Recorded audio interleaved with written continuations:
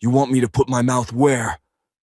Temperance Blackwell's voice shattered the silence of the bedroom like a gunshot, her massive frame recoiling as if she'd been struck.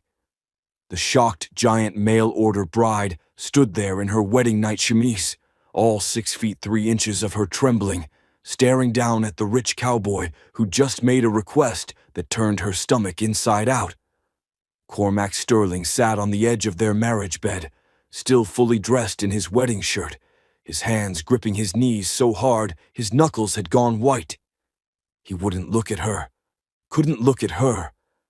His head was bowed like a man waiting for execution, and something about that posture made Temperance's anger falter for just a heartbeat before roaring back twice as strong. She'd been bought, paid for like cattle. $3,000 her father had taken from this stranger, signing away his too big, too strong daughter to a man she'd never met. And now he wanted this. "I ain't some saloon girl," she spat, her Pennsylvania accent thickening with emotion.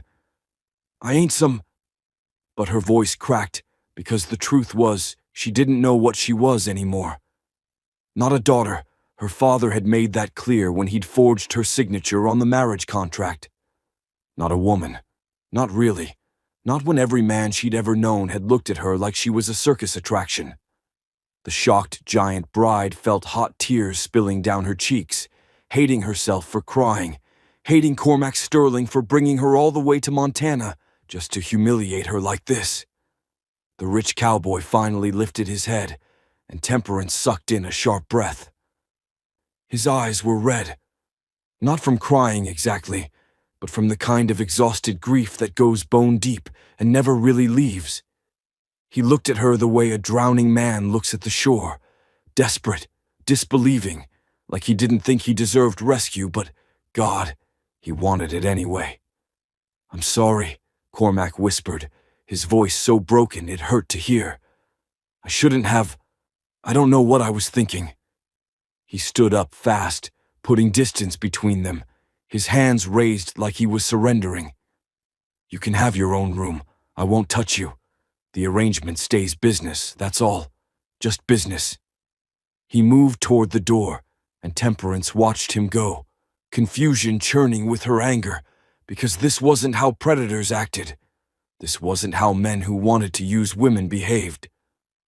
The shocked giant mail-order bride had seen plenty of those back in the coal camps, men who took what they wanted and laughed about it after. But Cormack Sterling looked like he wanted to disappear into the floorboards, like her rejection had confirmed something terrible he'd always believed about himself. "Wait," she heard herself say, though she didn't know why. The rich cowboy stopped, his hand on the doorframe, his shoulders hunched like he was bracing for a blow. "Why'd you ask me that?" Temperance's voice came out smaller now, genuinely confused. "If you didn't mean it, why'd you say it?" Cormack was quiet for so long she thought he wouldn't answer. Then he laughed, a bitter sound with no humor in it. "Because I'm a fool," he said. "Because I thought maybe—" He cut himself off, shaking his head. 3 years, Temperance. 3 years since Eleanor died birthing our son, and I haven't let myself want anything. Not food, not sleep, not company. Just work. Just keeping this ranch alive because it's all I had left of her." He finally turned around, and the look on his face made Temperance's breath catch. Raw. Completely raw. "Then you stepped off that train, and you were so—" He gestured helplessly at her. "So alive. So strong. And I thought maybe I could ask for something again. Maybe I could want something. But I was wrong. I'm sorry." The shocked giant bride felt something crack open inside her chest, some wall she'd built to survive her father's betrayal and the long, lonely train ride west. This wasn't about humiliating her. This was about a man so starved for connection, he'd forgotten how to ask for it properly. The rich cowboy had bought a bride because he was dying of loneliness, and now he was apologizing for being human enough to want her. Temperance took a step toward him, then another, watching his eyes widen with something like fear. What else? She asked quietly. What else were you gonna say? I was so… what? Cormac Sterling looked at his giant bride like she was a miracle he didn't deserve, and when he finally spoke, his voice was barely a whisper. Beautiful, he said. You were so beautiful. Temperance actually laughed, a harsh, disbelieving sound that came from years of being called everything but that. Break horses with my bare hands, she said flatly. I got shoulders wider than most men. Back in Pennsylvania, they called me the Blackwell Giant, and they didn't mean it kind. She crossed her massive arms over her chest, a defensive gesture she'd perfected over 26 years of being too much. Don't lie to me just because you paid for me. The rich cowboy's jaw tightened, and something shifted in his expression, the grief receding just enough to let anger spark through. I don't lie, Cormac said, taking a step toward her instead of away. Not about this, not about anything that matters. He moved closer, and Temperance found herself frozen, watching this smaller man approach her without fear. Without that look men usually got when they realized how easily she could hurt them. You want to know what I saw when you stepped off that train? He asked. I saw a woman who'd survived something. I saw strength that wasn't mean or cruel, just there, like a mountain's there. I saw someone who might understand what it's like to be looked at wrong. His voice dropped lower. And yeah, Temperance, I saw a woman so beautiful it hurt to breathe. The shocked giant bride felt her throat close up because nobody had ever said anything like that to her, not once in her entire life. Then why? She had to stop, had to swallow past the lump blocking her words. Why'd you ask me to do something that made me feel like a whore? Cormac flinched like she'd slapped him. Because I'm broken, he said simply. Because Eleanor was gentle and sweet, and she let me lead in everything, and I got comfortable being the strong one. But when she died, his voice cracked. When she died, I couldn't be strong anymore. I couldn't lead. I couldn't even get out of bed for 3 months. He looked away, shame coloring his face. My foreman ran the ranch. My sister came from Denver to keep me from starving. And when I finally could function again, I realized I was tired, Temperance. Tired of pretending to be something I'm not. The rich cowboy met her eyes again, and the vulnerability there was so intense, it felt like looking directly at the sun. I thought maybe with you, I could stop pretending. I thought maybe someone strong enough wouldn't need me to be strong all the time. I thought… He laughed bitterly. I thought I could ask you to take control, and you'd understand. But I didn't ask right. I didn't explain. I just made a crude demand like you were something I owned, and that's not… God, Temperance. That's not what I meant at all. The shocked giant mail-order bride stood there processing words that rearranged everything she thought she understood about this night, about this man, about herself. The rich cowboy wasn't trying to demean her. He was trying to give her something, power, maybe, or trust, or something so tangled up in need and vulnerability, she didn't have a name for it. You want me to be in control? She asked slowly, testing the idea on her tongue. You want me to lead? Cormac nodded, his hands shaking at his sides. Not all the time, he said quickly. Not in everything. But in this, yeah. In the bedroom, in the intimate things, I want to know what it feels like to give myself to someone who won't break. To surrender to someone strong enough to handle all of me, even the weak parts. He took a shuddering breath. Eleanor was wonderful, but she was fragile. I was always so careful with her, always afraid I'd hurt her or scare her or want too much. And I did hurt her. She died giving me a son, died because I got her pregnant, and I can't… His voice broke completely. I can't do that again. Can't be the one in control when control is what killed her. Temperance felt tears streaming down her face because suddenly she understood. The rich cowboy wasn't asking her to debase herself. He was asking her to be exactly what she was, strong, powerful, unbreakable, and let him be exactly what he was. Broken, grieving, desperate to want something again without the terror that his wanting would destroy it. "Come here," Temperance said softly, and when Cormack hesitated, she closed the distance herself, her large hands cupping his face with a gentleness that belied her strength. "You should have just told me," she whispered. "Should have explained instead of just—" She shook her head. "I thought you saw me like everyone else does, like I'm only good for hard labor and carrying heavy things." The rich cowboy's hands came up to cover hers, his fingers so small against her palms. "I see you like nobody else does," he promised. "I see you exactly how you are, and Temperance, that's what I need.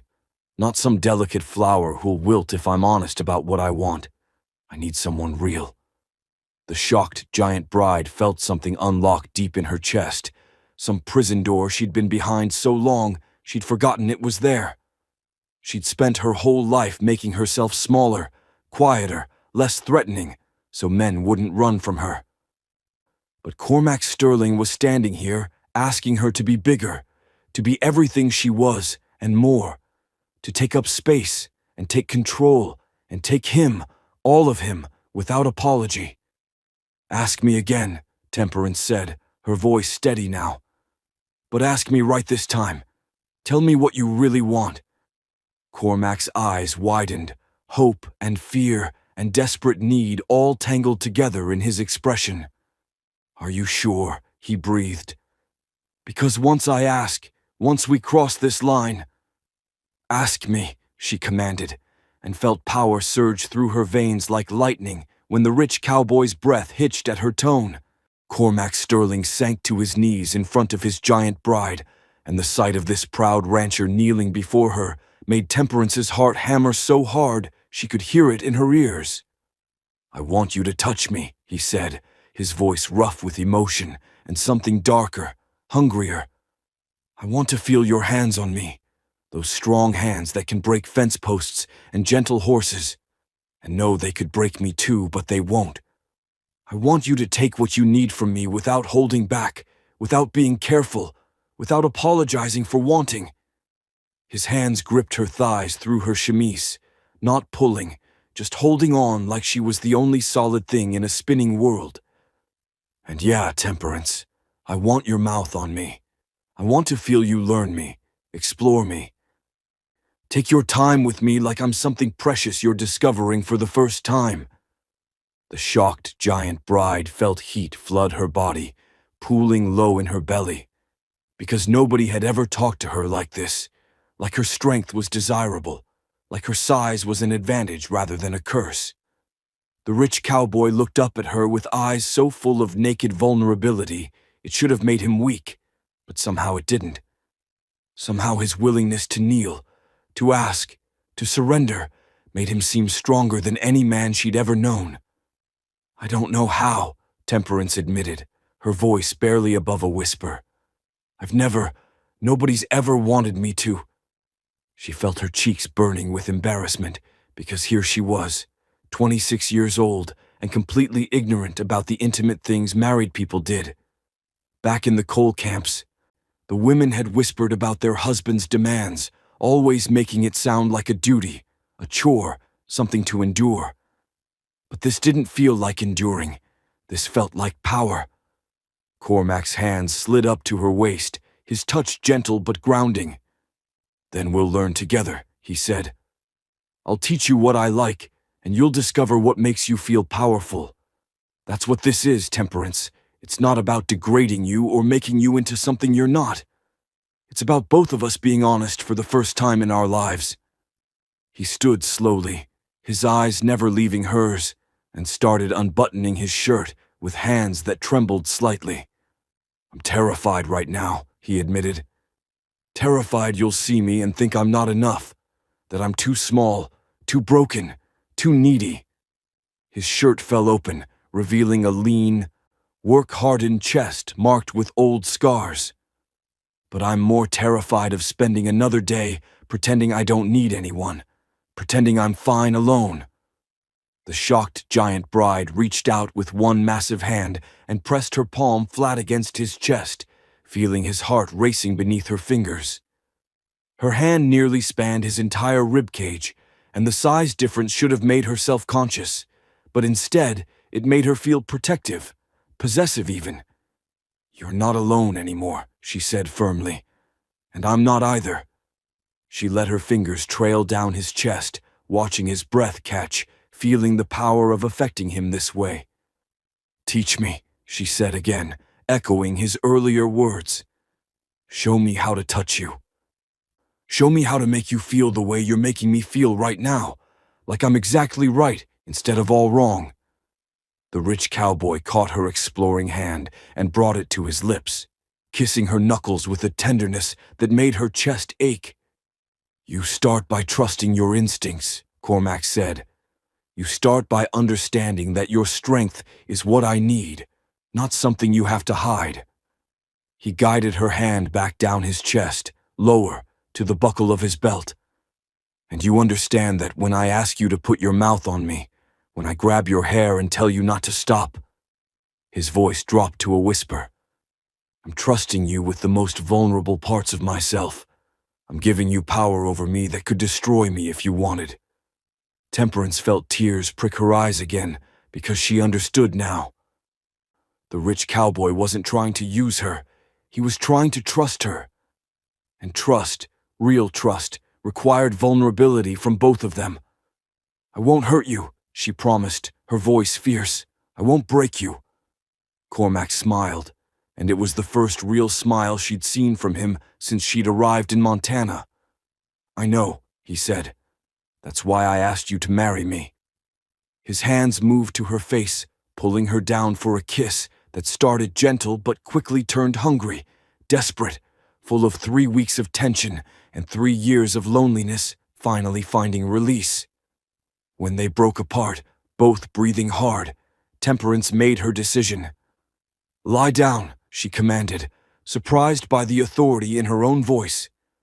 The shocked giant bride watched the rich cowboy's eyes darken with desire as he obeyed without hesitation. Stretching out on their marriage bed and looking up at her with such trust it made her hands shake. "I'm going to learn every inch of you," Temperance said, climbing onto the bed with him, feeling the mattress dip under her weight. "And you're going to tell me what feels good and what doesn't, and we're going to figure this out together." She straddled his hips, her powerful thighs bracketing his smaller frame, and leaned down until her long black hair created a curtain around their faces. "But Cormac Sterling, you listen to me. If you ever make me feel like a whore again, if you ever forget to use your words and just demand things like, 'I'm property,' I will leave this ranch and you'll never see me again. Understood?" The rich cowboy nodded, his hands coming up to grip her muscular arms. "Understood," he breathed. "I promise, Temperance. I'll always explain. I'll always ask right." She kissed him hard enough to bruise, pouring all her fear and hope and desperate need into it, and when his hands tangled in her hair, not controlling, just holding, she understood what he'd been trying to tell her all along. This wasn't about domination. It was about trust, about two broken people finding the courage to be vulnerable with each other, about a giant woman and a grieving man discovering that sometimes the strongest thing you can do is admit you need someone. The shocked giant bride pulled back just enough to look into the rich cowboy's eyes and saw her own reflection there. Not a monster, not a freak, but a woman. Desired. Wanted. Chosen. "Teach me," she whispered one more time. And Cormac Sterling, with shaking hands and a voice full of love he hadn't known he could feel again, began to show his bride exactly how beautiful surrender could be. The morning sun filtered through the lace curtains Eleanor Sterling had hung 5 years ago, casting golden patterns across the bedroom where two people had finally stopped pretending to be anything other than what they were. Temperance woke first, her massive frame curled protectively around Cormac's smaller body, and for the first time in her entire life, She didn't immediately make herself smaller, didn't apologize for the space she took up in the bed. The rich cowboy was still asleep, his face peaceful in a way she suspected it hadn't been in 3 years. And the shocked giant bride felt her throat tighten with emotion as she watched him. Last night had changed everything, not just the physical intimacy, though that had been revelation enough. Learning that her strength could be gentle, that her size could make someone feel safe instead of threatened. But the emotional nakedness they'd shared. Cormack had taught her how to touch him, yes, but more importantly, he'd taught her that wanting wasn't shameful, that desire could be beautiful when it came with honesty and trust. And when he'd finally grabbed her hair, when he'd whispered those commanding words that had shocked her so badly at first, Temperance had understood the gift he was giving her. Control. Trust. The knowledge that this powerful man was choosing to surrender to her, and that choice made her more powerful than any physical strength ever could. She traced her fingers lightly over his shoulder, careful not to wake him, marveling at how someone so small could have such a huge impact on her heart. The shocked giant bride had spent 26 years believing she was unlovable, too much for any man to want, destined to live and die alone because nature had made her wrong. But Cormac Sterling had looked at her and seen right, had needed her exactly as she was, had given her permission to be big and strong and demanding, and then had loved her for it. Temperance felt tears sliding down her cheeks, the good kind this time, the kind that came from happiness so intense it had nowhere else to go. She'd been so angry yesterday, pointing her finger at him across the ranch yard, demanding answers about their arrangement, about what he expected from her. Looking back now, she could see her own fear in that anger, the terror that she'd been sold to a man who would use her like a work animal and discard her when she broke. But the rich cowboy hadn't wanted a work animal.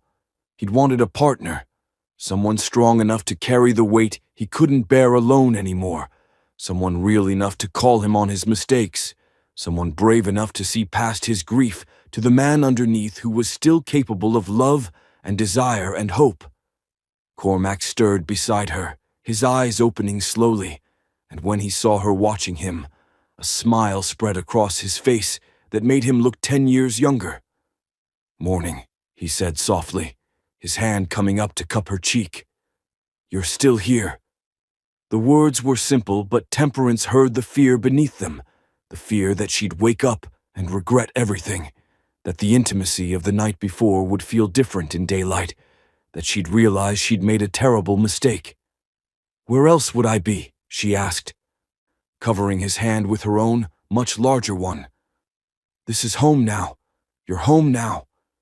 The rich cowboy's eyes filled with tears that he didn't bother hiding.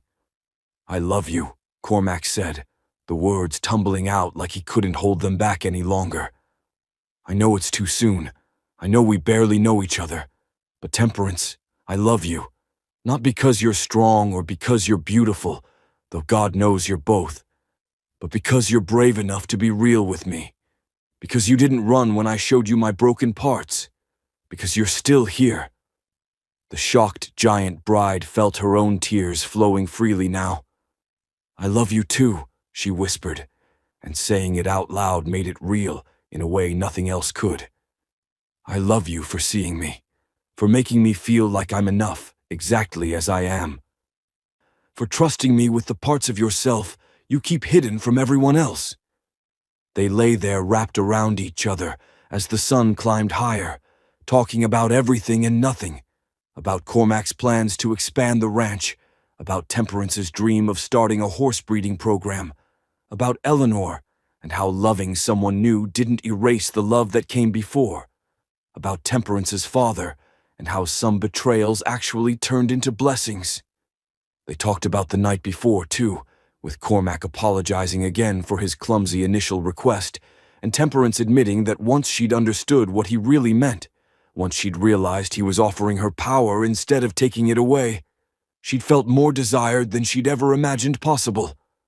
"I want to do this right," the rich cowboy said seriously, propping himself up on one elbow to look down at her. I want to court you proper, even though we're already married. Want to take you into town and show you off. Let everyone see how lucky I am. Want to buy you pretty dresses even though you'll probably rather wear work clothes, just so you know you have the option. Want to wake up every morning and choose you all over again. Temperance pulled him down for a kiss that conveyed everything words couldn't. Gratitude, desire, promise, hope. We're going to be happy, she said when they finally broke apart. I know we are, because we're not pretending anymore. We're just us. And she was right. The months that followed brought challenges. Of course, ranch hands who didn't respect a woman boss until Temperance picked up the biggest troublemaker by his collar and set him down gentle but firm outside the property line. Townsfolk who whispered about the odd couple until they saw how Cormack looked at his giant bride like she hung the moon. Lonely nights when grief snuck up on both of them, and they had to learn to comfort each other through it. But they faced it all together. The rich cowboy and his shocked giant mail-order bride, two broken people who'd found the courage to be vulnerable and discovered that vulnerability was actually strength. When their daughter was born the following spring, a tiny thing with Cormac's dark eyes and Temperance's determination, they named her Eleanor Rose Sterling, honoring the past while celebrating the future. And sometimes, when Cormack watched his wife carrying their infant daughter in one arm while hauling a hay bale in the other, he'd remember that wedding night when he'd asked for something he needed, and she'd been brave enough to say yes. The shocked giant bride had become the strong wife. The rich cowboy had become the vulnerable husband, and together they'd built something neither could have created alone. A love that didn't require pretending, a partnership that celebrated truth, and a family that proved sometimes the most unlikely pairings create the strongest bonds. Before we finish, I'd love to know, where in the world are you watching this story from right now? Drop your country and what time it is in the comments below. Whether it's morning coffee in Texas or late night in Tokyo, thank you for taking this journey with Temperance and Cormack. Your time matters, and I'm honored you spent it here with us.